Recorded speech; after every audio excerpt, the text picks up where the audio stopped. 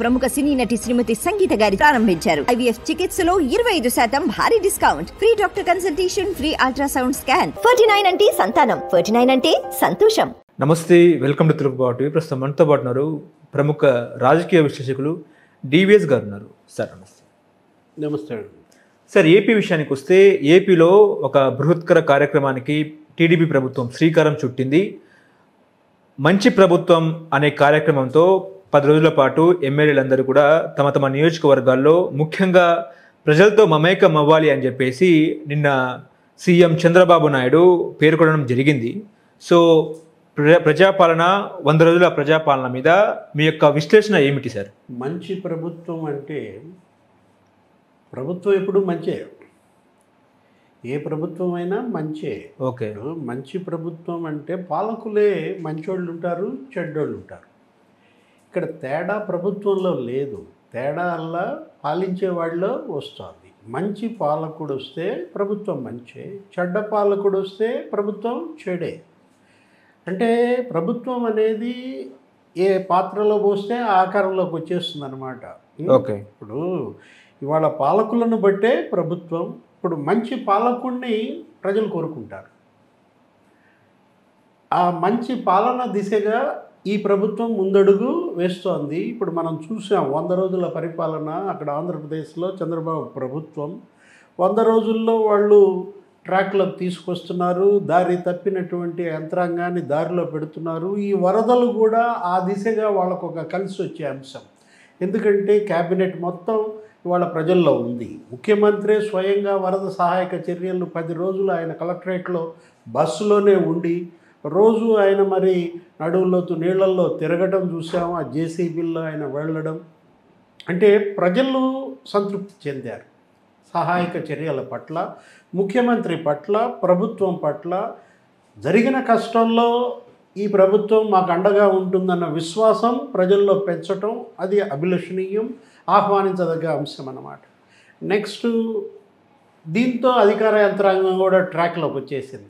మొత్తం 34 మంది ఐఏఎస్లు వరద సహాయక చర్యల్లో ఒక్కొక్క డివిజన్కి ఒక ఇన్ఛార్జిగా ఐఏఎస్ని పెట్టడం కానీ, నెక్స్ట్ మొత్తం అంతా సిబ్బంది, పారిశుధ్య సిబ్బంది, పోలీస్, అగ్నిమాపక శాఖ అందరూ కూడా మరి వాళ్ళ ప్రజల్లో సహాయక చర్యల్లో పాల్గొన్న దీంట్లో మంచి ప్రభుత్వం అంటే మనం చూసాం. మొదటి రోజే ముఖ్యమంత్రి 5 సంతకాలు పెట్టడం, వాటి జీవోలు ఇవ్వటం, వాటి అమలు, వాళ్ళ పేదల సేవలో ప్రభుత్వం అనే ఒక కార్యక్రమం తీసుకుని 1వ తారీఖే ఈ సామాజిక భద్రత పింఛన్లు, వృద్ధాప్య పింఛన్లు, వితంతు పింఛన్లు, వికలాంగుల పింఛన్లన్నీ వేయడం.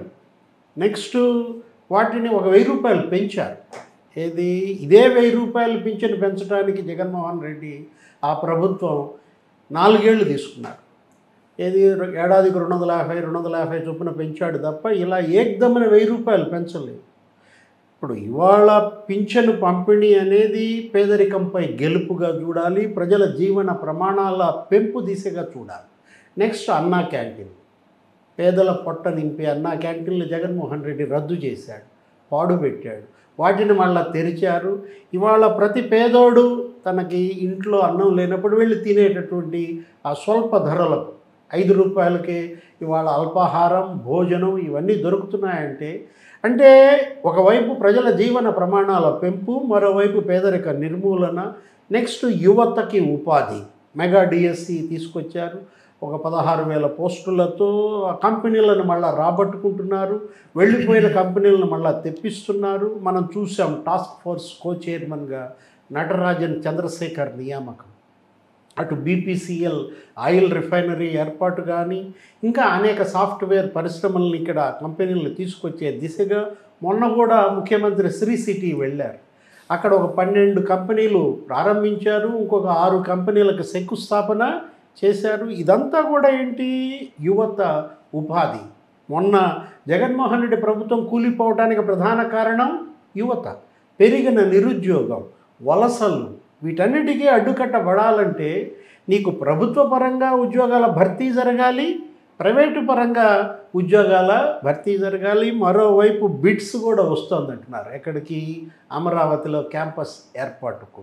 Next law university, national law university వస్తుందంటున్నారు. అనేక యూనివర్సిటీలు అక్కడికి రావటం ద్వారా వాళ్ళు ఒక టార్గెట్ పెట్టుకున్నారు. ఏడాదికి 1,00,000 మంది విద్యార్థులు అటు ఆ రాజధాని పరిసరాల్లోనే ఉన్నట్లయితే అటు ఉపాధి అవకాశాలు పెరుగుతాయి అనే దిశగా ఒకవైపు పారిశ్రామికీకరణ, మరోవైపు రైతుల్లో భరోసా.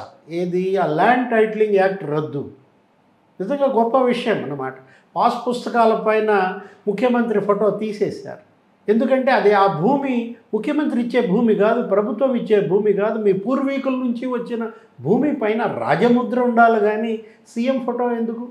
ఆ సర్వే రాళ్ళు కూడా పీకేశారు. ఏది? సీఎం ఫోటోతో ఉన్నటువంటి సర్వే రాళ్ళు పీకేయటం కానీ ఇవన్నీ అటు రైతుల్లో, ఇటు యువతలో, ఇటు పేదల్లో ఇవాళ కొత్త దిశ వైపు సాగుతోంది ఆంధ్రప్రదేశ్.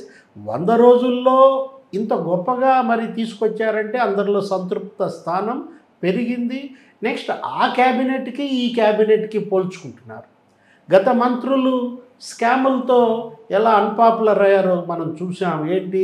ఏదో కోడిగుడ్డు మంత్రి అని, లేకపోతే బూతుల మంత్రి అని, లేకపోతే బెట్టింగ్ మంత్రి అని, బెంజ్ మంత్రి అని, కమిషన్ల మంత్రి అని, ఇలా వాళ్ళ యొక్క స్కాముల ప్రకారం మంత్రులు ఇప్పుడు 15 మంది మంత్రులు వరద సహాయక చర్యల్లో ఉండటమే కాదు, వీళ్ళు ప్రజలకు అందుబాటులో ఉంటారు. వెల్ ఎడ్యుకేటెడ్ కూడా.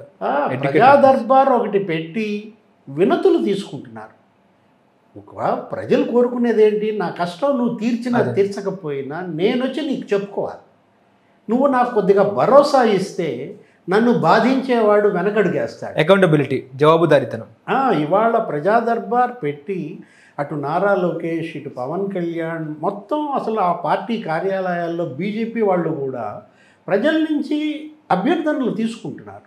వాటిని పరిష్కార దిశగా తర్వాత ప్రయత్నాలు జరుగుతాయి. నెక్స్ట్ ఇది ప్రజాప్రభుత్వంగా మనం చూడాలి. గతంలో మనం చూసాం ముఖ్యమంత్రి ప్రజలకు దూరం అయ్యారు. జనంలో ఉండి పాదయాత్ర చేసి గెలిచిన జగన్మోహన్ రెడ్డి ఆ జనానికి దూరం కావటమే ఆయన పతనానికి పునాది అయిందనమాట. పరదాల్లో తిరగటము, ఆయన వస్తే చెట్లు కొట్టేస్తారని, ట్రాఫిక్ ఆంక్షలని, ఇప్పుడు చెట్లు కొట్టేసే పరిస్థితి లేదు. ఇప్పుడు పరదాలు కట్టుకుని తిరిగే పరిస్థితి లేదు. ఇవాళ ప్రతిపక్ష పాత్ర కూడా మరింత నిర్మాణాత్మకంగా రావాలి. ఎందుకంటే ఆయన ఏం చేస్తున్నారు? వెళ్ళిపోతున్నారు, బెంగళూరు వెళ్ళిపోతున్నాడు, అక్కడ 10 రోజులు ఉంటే ఇక్కడ 2 రోజులే ఉంటున్నాడు, సభకి గైరు హాజరవుతున్నాడు. అసెంబ్లీలో ప్రతిపక్షం గైరు హాజరు కాకూడదు. ముఖ్యమంత్రి తనకి ఇచ్చినటువంటి 11 మంది శాసనసభ్యులతో రేపటి బడ్జెట్ సమావేశాలకి జగన్మోహన్ రెడ్డి కనుక వెళ్తే ఏంటి? అక్కడ నిలదీయాలి. ఇప్పుడు ఈ వరద సహాయక చర్యల్లో ఫెయిల్యూర్స్ ఏమైనా ఉన్నాయనుకోండి, జగన్మోహన్ రెడ్డి ప్రెస్ మీట్ పెట్టి తిడితే నీకు దానికి వాల్యుబిలిటీ లేదు. ఆయన అదే అసెంబ్లీకి వెళ్ళి అక్కడ గనక ఆయన గనక నిలదీస్తే, లేదు అవమానపడ్డాడు అనుకోండి, అది వార్తే. ఎందుకంటే గతంలో చంద్రబాబుకి చేసిన అవమానం ఇవాళ ఆయన ముఖ్యమంత్రి చేసింది ఆ అవమానమే. అదేలేండి. వాళ్ళు గనక అవమానించకపోతే ఆయన మీద ఇంత సానుభూతి వచ్చేది కాదు. వాళ్ళు గనక అరెస్ట్ చేయకపోతే ఇంత సానుభూతి వచ్చేది కాదు. జగన్మోహన్ రెడ్డి అవకాశాలను కోల్పోతున్నాడు. ఏంటి? జనంలో ఉంటే అవకాశాలు ఆయన వెతుక్కుంటూ వస్తాయి.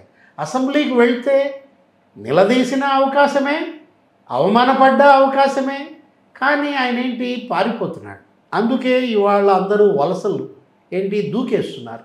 నిన్న కూడా చూసాం, ఆయన సొంత బంధువు బాలినేని శ్రీనివాసరెడ్డి పార్టీ మారాడంటే ఇంకెవరు నమ్ముతారు జగన్మోహన్ రెడ్డిని? సమీప బంధువు రాజశేఖర్ రెడ్డి ఆయన్ని పైకి తీసుకొచ్చాడు. 5 సార్లు ఎమ్మెల్యే, 2 సార్లు మంత్రి. ఇవాళ అసలు సామినేని ఉదయభాను కూడా పార్టీ మారుతున్నాడు అంటున్నారు. ఎవరు? ఆ జగ్గయ్యపేట. ఆయన 3 సార్లు ఎమ్మెల్యే, 2 సార్లు ప్రభుత్వగా పనిచేసినటువంటి అటు ఎవరిని నిలబెట్టుకోలేని పరిస్థితి కనపడుతుంది ఎవరిలో? జగన్మోహన్ రెడ్డిలో. ఇలా నడిస్తే, అతను ఈ విధంగానే నడిపిస్తే ఈ పార్టీ వచ్చే ఎన్నికల దాకా ఉంటుందనే నమ్మకం కూడా కనపడతలేదు.